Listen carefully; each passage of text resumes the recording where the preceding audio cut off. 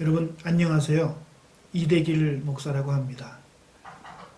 부끄럽지만 지금 운영위원장을 맡고 계신 전현주 선생님의 전임자입니다.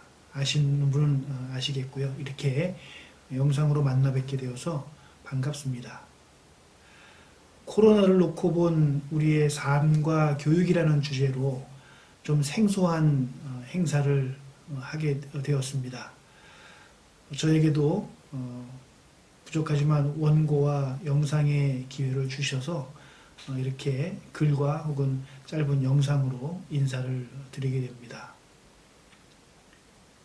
참으로 한 번도 겪어보지 못한 그런 상황을 우리 학교 현장에서 겪고 있습니다.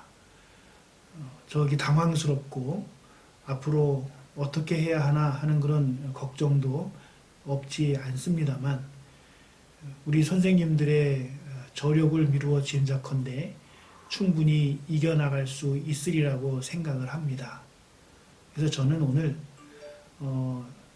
작년 한 해 그리고 올해 지금까지 소위 말하는 코로나 사태를 겪으면서 제가 몸담고 있는 학교를 중심으로 해서 이 코로나가 연출한 학교 풍경이 어떠했고 그 안에서 우리가 어떤 희망을 발견할 수 있었는지 이것에 대해서 짧게 말씀드리고자 합니다.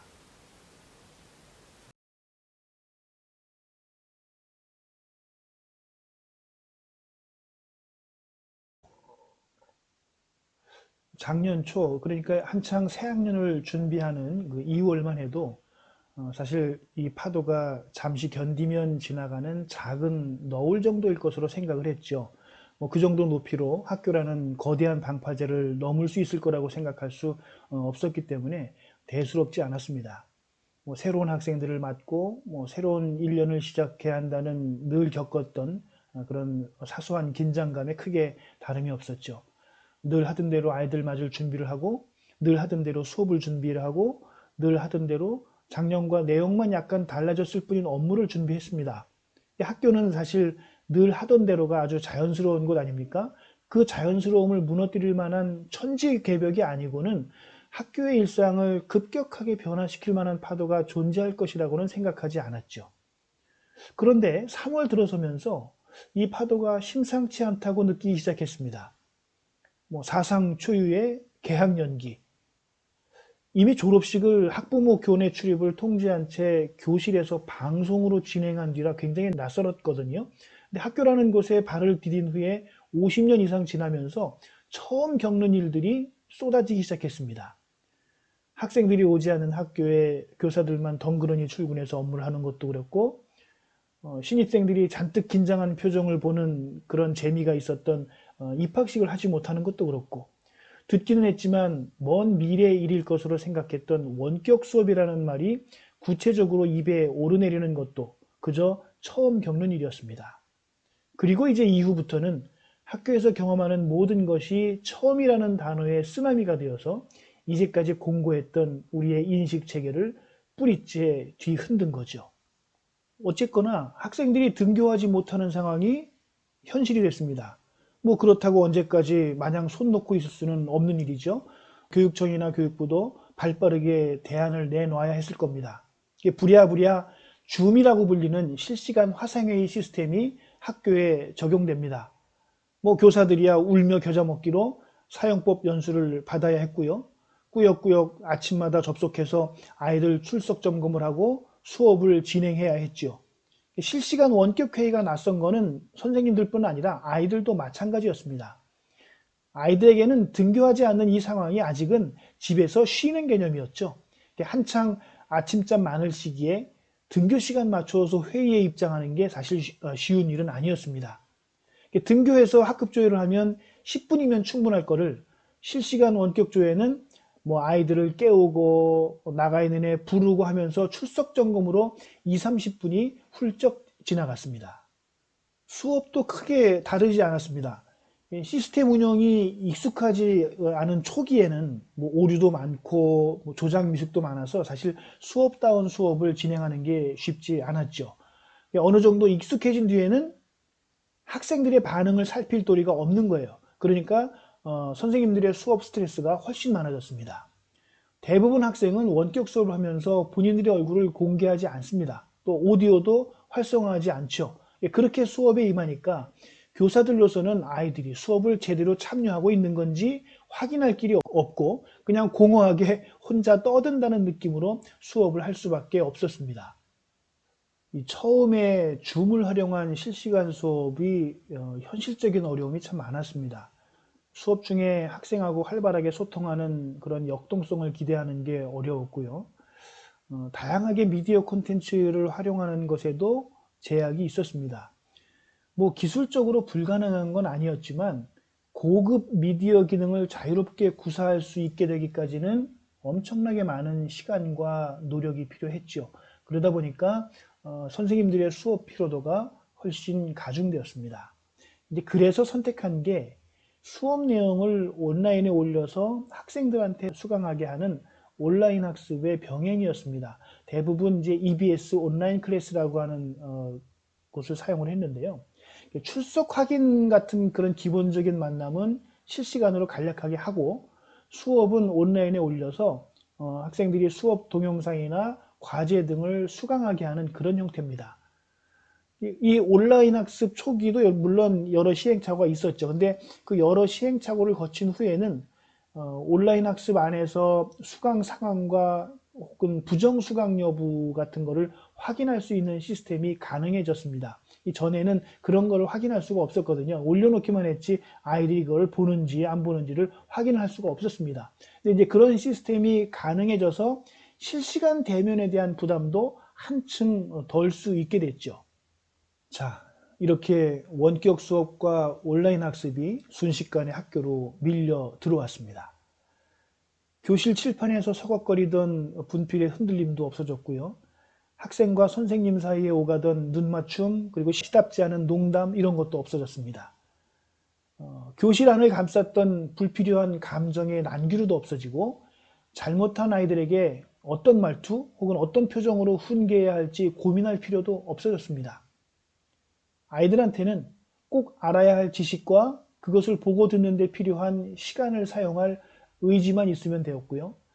선생님들한테는 정확한 시간에 준비한 수업 자료를 온라인에 올리는 성실함만 있으면 됐습니다. 그런데 이 지점에서 굳이 알고 싶지 않은 두 가지 진실이 드러납니다. 그 첫 번째는 아이들과 관련된 건데요. 아이들이 교실에 있을 때는요, 좋든 싫든 분위기에 편승을 하죠. 그래서 뭘 할 때 하기 싫어도 하는 경우가 있고 혹은 보기 싫어도 보게 되는 경우가 또 많죠. 그것이 아이들이 함께하는 교실의 힘이고 어쩌면 존재의 이유이기도 합니다. 그런데 아이들이 교실을 빼앗긴 순간 모든 행동은 아이들 자신의 지극히 개인적인 판단과 능력에 좌우됩니다. 엎드려 자는 걸 깨워줄 선생님도 안 계시고요. 안 가지고 온 교과서를 보여줄 친구도 없습니다. 혼자서도 충분히 공부할 의지나 끈기, 환경에 갖추어진 어떤 아이는 나름의 계획과 성실성으로 그 배움의 깊이와 넓이를 더해갈 수 있죠. 그런데 다소 의지가 약하고 학습에 집중할 만한 환경이 갖추어지지 못한 어떤 아이는 안정적인 공부를 이어가기가 쉽지 않습니다. 그렇게 해서 리듬을 잃으면 공부를 놓아버리기 십상이죠. 인정하기 싫은 사실이지만 이 둘을 가늠하는 기준은 10중 8구 그 아이의 가정적인 안정성이나 경제력에 좌우될 가능성이 매우 큽니다. 코로나19가 가져다준 학교의 변화는 우리가 흔히 말하는 교육 격차를 이런 방식으로 확인하게 했습니다. 두 번째는 수업입니다. 아이들이 학교에 있는 동안 사실 선생님은 거의 무한의 책임을 지죠. 오죽하면 학교에 아이들만 없으면 교사할 만하다라는 우스갯소리가 있을 정도겠습니까? 아이들에게 미안한 말이지만 코로나 때문에 등교하지 못하는 동안 선생님들은 잠시 마음의 평화를 누렸습니다. 싫은 소리 할 이유도 없고 감정 소모도 없으니까 방역 관련 업무가 늘어나서 번거롭긴 했지만 뭐 크게 문제될 건 없었습니다. 그런데 수업은 다르죠. 아이들이 없다고 수업을 안 하는 건 아니었거든요. 원격 수업을 해야 했고요. 온라인 수업 콘텐츠를 만들어야 했습니다. 여기서 또 교사의 개인차가 두드러지게 드러나죠. 대부분 선생님들은 실시간 수업보다 온라인 수업 콘텐츠를 올리는 방식을 사용합니다. 문제는 그 수업의 질이죠. 쉽게 말해서 우리가 아는 인강과 같은 수업을 할 수 있느냐 하는 것이었습니다. 그러나 그런 방식의 수업은 촬영과 편집을 교사 본인이 감당해야 하는 어려움이 있었습니다. 누가 대신 해줄 수가 없었죠. 온라인에 올리는 20분 분량 정도의 수업을 위해서 뭐 사실은 짧게는 10시간에서 길게는 하루 이틀을 온전히 투자해야 하는 그런 강도는 높지만 효율은 떨어지는 그런 고강도 저효율을 감수해야 했습니다. 영상 기자재를 다루거나 편집하는데 별 어려움이 없는 선생님은 그나마 시도할 수 있는 일이지만 대다수 선생님들은 엄두를 내기 힘든 일이었습니다. 그래서 선택한 것이 뭐냐? 인터넷에 올라와 있는 해당 교과 수업 인강을 내려받아서 올리거나 링크를 걸어서 보게 하는 거죠. 혹은 퀴즈를 풀게 하거나 과제를 제출하게 하는 형태도 있었습니다. 어떤 형태든 수업 분량이나 내용 면에서 교실에서 진행하는 수업과 같은 질을 기대할 수는 없는 거였죠. 더 큰 문제는 등교 수업이 학년별로 혹은 기간별로 들쭉날쭉해지면서 드러났습니다. 대부분 2개 학년 이상 수업을 하는 선생님들로서는 교실 대면 수업하고 온라인 수업을 동시에 준비해야 하는 그런 상황이 된 거죠.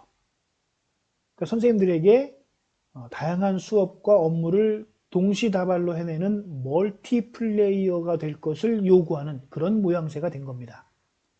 그렇지 않아도 쏟아지는 방역 관련 업무 때문에 정신이 없는 선생님들로서는 좀처럼 감당하기 어려운 일이죠. 선생님들은 나름대로 최선을 다했지만 수업의 안정성은 현저히 떨어졌습니다. 그리고 학생들의 수업 집중도 역시 눈에 띄게 산만해졌죠. 온라인 수업을 수강하지 않는 학생들이 점점 늘어났고요. 비대면 수업 출결을 정확하게 하라는 서리빨 같은 지침에도 불구하고 학교는 아이들의 수업 미수강을 어쩔 수 없는 일로 받아들여서 눈을 감아야 했습니다. 아침에 화상으로 만날 때만 출석 인증을 하면 나머지 온라인 수업은 수강하지 않아도 결석으로 할 수 없는 그런 지경에 이르게 된 거죠. 선생님들은 코로나로 흐트러진 학생들의 수업 태도를 한탄합니다. 그러나 학생이나 학부모 편에서 보면 수업의 질이 떨어져서 만족도가 현저하게 낮아진 거죠. 차라리 이미 나와 있는 학원 강사의 인강을 듣는 게 그들로서는 더 좋은 선택일 수 있는 겁니다. 이렇게 학교 수업에 대한 교사와 학생, 학부모의 동상이몽도 명확해졌습니다. 우리는 한 번도 학생들이 교실에 없는 학교를 상상해 본 적이 없습니다. 코로나 바이러스는요, 전쟁 중에도 멈추지 않았다는 학교를 멈춰 세웠습니다. 학교는 혼란스러웠고 교사는 어찌할 바를 알지 못했습니다. 새로운 체계를 만들어야 했고 그 체계에 적응해야 했습니다. 한 세기가 넘게 생각과 몸에 익숙해진 학교 유전자에 변이가 발생한 거죠. 그것은 그 자체로 고통이었고 받아들이기 어려운 변화였습니다. 학교는 이미 가지고 있던 유전자를 지키고 싶어 했지만 강력한 변이 발생 요인이 행사하는 그런 힘을 이길 도리는 없었습니다. 교사에게 그런 학교는 어쩌면 두려움이고 낯선 타자였을 겁니다. 그리고 절망이었을지도 모를 일입니다. 하지만 교사에게 가르침과 함께 배움이 있어야 하고 실제로 선생님들이 그렇게 하시는 것처럼 학교 현장에 절망만 존재하지는 않습니다. 듣도 보도 못하던 상황에 잠시 기가 죽어서 주춤하고 혼이 빠져서 갈피를 못 잡긴 했지만 어두운 동굴에 비치는 한 줄기 빛처럼 무언가 할 수 있겠다는 희망도 동시에 찾아들었죠. 선생님들을 가장 힘들게 했던 건 익숙했던 학교 정체성에 균열이 가는 것이었습니다. 이제까지 해왔던 형태, 혹은 이제까지 해왔던 내용, 이제까지 해왔던 방법이 쓸모 없어질지도 모른다는 위기감이라고 할까요? 학교는 지금까지 숱하게 변화를 거듭해오긴 했지만 기본 틀은 견고했고요. 교사는 그 기본 틀 속에서 조금씩 내용물만 바꾸어가면 되는 거였거든요. 그런데 학생이 없는 학교가 현실로 나타나면서 그 기본 틀이라는 게 무력화된 거죠. 자신이 몸담았던 단단한 틀이 유연해지거나 아예 새롭게 개조되었을 때 생명체는 자연스럽게 보호 본능을 발동합니다. 도망가거나 아니면 새로워진 틀에 자기 모습을 변화시키는 방법으로 그렇게 하는 거죠. 우리 선생님들은 도망가지 않았습니다. 학교가 근본적으로 바뀌어야 한다는 것을 수긍을 하고 더는 내용물만 바꾸는 그런 수박 겉핥기식 변화로는 소용이 없다는 사실을 인정을 했습니다. 학교에 대해서, 학생에 대해서, 더 넓게는 교육에 대해서 가지고 있던 사고의 체계를 스스로 무너뜨리기 시작한 거죠. 소위 말하는 패러다임의 대전환이었습니다. 그런데 어떻게 보면 백기투항이라고도 할 수 있는 이 상황은 아이러니하게도 그대로 주저앉는 패배가 아니라 미래에 대한 약속이 되었습니다. 낯선 시스템을 망설임 없이 받아들였죠. 불편한 요구를 기꺼이 수락을 했지요. 익숙하지 않은 방법들을 익히는 데 쓰는 시간을 아까워하지 않게 되었습니다. 하루에도 수없이 교사의 생각과 교육 방법, 현실 인식을 새롭게 깨우려는 공문들이 쏟아집니다. 그 가운데 많은 것들이 코로나 시대를 살아가야 하는 교육과 학교의 고민을 담고 있죠. 교사는 그 고민이 가져다주는 스트레스와 업무 가중을 온몸으로 받아내면서 묵묵히 학교를 지키고 있습니다. 우리 선생님들의 모습입니다. 그리고 이미 앞서 있던 것을 비워낸 가벼운 생각 주머니에 새롭게 형성되고 조직된 것들을 차곡차곡 채워나가고 있는 거죠. 학생이 사라지지 않고 학교가 존재하고 교육이 계속되어야 한다면 그렇게 채워진 새로운 생각들은 다가올 시대를 의미 있게 만들어갈 새로운 패러다임으로 우리 선생님들을 바로 서게 할 겁니다. 그것이 절망과 함께 희망이 사라지지 않고 동행하는 것이라고 말할 수 있는 이유입니다.